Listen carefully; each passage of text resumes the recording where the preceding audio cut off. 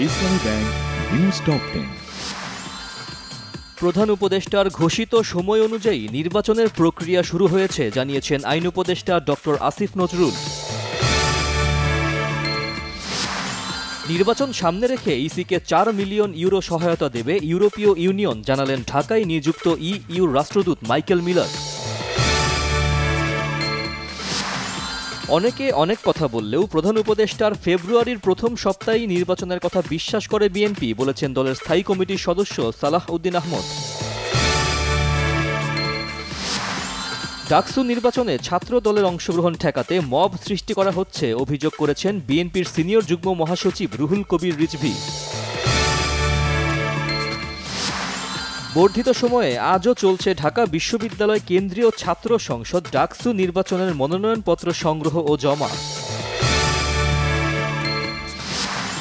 জুলাই হত্যার আসামি পুলিশ কর্মকর্তার জামিনের প্রতিবাদে সচিবালয়ের সামনে জুলাই শহীদ পরিবারের সদস্যদের অবস্থান। 21 আগস্ট গ্রেনেড হামলা মামলায় তারেক রহমান সহ সব আসামির খালাসের রায়ের বিরুদ্ধে রাষ্ট্রপক্ষের আপিল শুনানি কাল পর্যন্ত মুলতবি। মিয়ানমারে 28 ডিসেম্বর থেকে সাধারণ নির্বাচন, জরুরি অবস্থা প্রত্যাহারের 2 সপ্তাহ পর এলো ঘোষণা। রুশ ইউক্রেন যুদ্ধ বন্ধে হোয়াইট হাউসে ট্রাম্প, জেলেনস্কি এবং ইউরোপীয় নেতাদের বৈঠক। অধিনায়ক মেসিকে নিয়েই ভেনেজুয়েলা ও ইকুয়েডরের বিপক্ষে আর্জেন্টিনার দল ঘোষণা, চমক লোপেস।